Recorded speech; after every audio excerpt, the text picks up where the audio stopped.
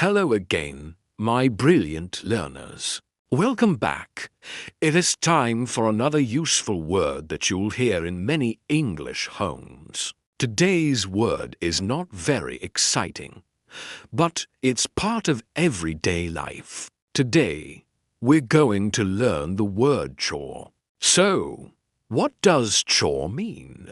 A chore is a small job you have to do regularly, especially around the house. Washing dishes, cleaning your room, or taking out the rubbish, these are all chores. Most people don't love doing chores, but they have to be done. Here are 5 example sentences to help you understand and remember the word chore.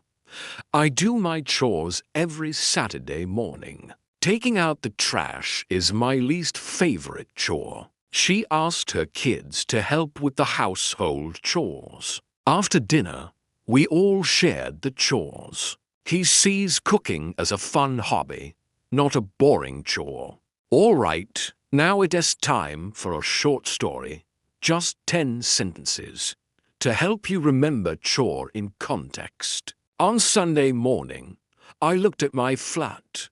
It was a mess. Dirty plates in the sink, laundry on the floor, dust everywhere. I sighed. Time for chores. I made a list, cleaned the kitchen, washed clothes, vacuumed the carpet. At first, I dragged my feet. I didn't feel like doing anything. But then I put on music and danced around while I cleaned. Suddenly, the chores didn't feel so bad. By lunchtime, everything was done. I sat down with a cup of tea and smiled. Sometimes, a little music turns chores into fun. So, that's the word chore, a small, regular task that keeps life in order. Use it when talking about housework or daily routines. See you next time for another everyday English word.